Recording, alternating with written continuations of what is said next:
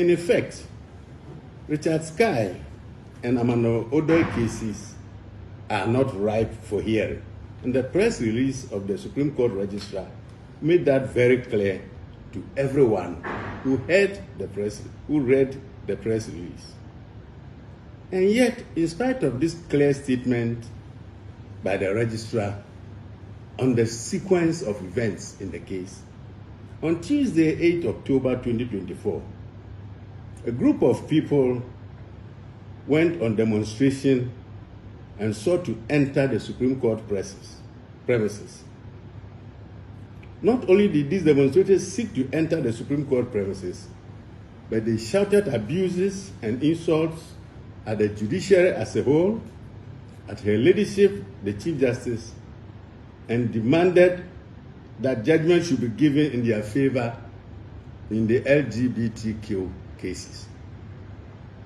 Now, the conduct of the demonstrators and their leaders, one of whom was a member of parliament, and the behavior they put up, and the insults, left much to be desired.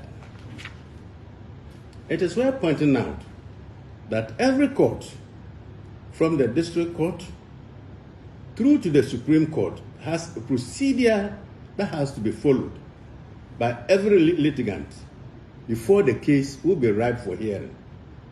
And no judge, not even Her Ladyship, the Chief Justice, can torpedo that procedure and the rules of court. When people who are supposed to know better seek to stampede the judiciary, to attack the judiciary and to cause mayhem, that is a threat to the judicial institution and all that it stands for. How could anybody who knows and who should know better and who knows that his case is not even ripe for hearing get up, shout from the rooftop and ask for judgment to be given in that case? How can a court give judgment in a case to which the parties have not finished filing the requisite?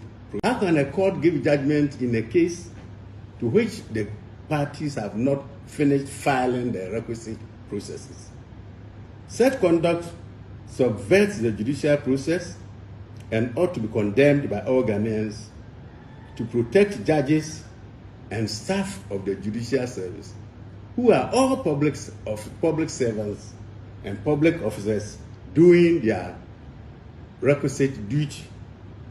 Such behavior by litigants in cases pending before the courts subverts the judicial process and undermines the administration of justice. And we call on all persons, be they litigants, parties, and lawyers who have cases in court, to exercise due restraint, show decorum, and not to do anything that undermines the administration of justice and have the tendency to disrupt the peace of the country and to cause mayhem to the judicial institution as a whole. We are only doing our work as public officers. And when people get up and attack and seek to attack us, we have a history in this country. When judges have been attacked, judges have been maimed, and we do not want a repeat of that. And people, especially members of various arms of government, the executive, the judiciary, the parliament, every institution must respect the remit of the other institution so that all of us can live peacefully in this country and carry on our work.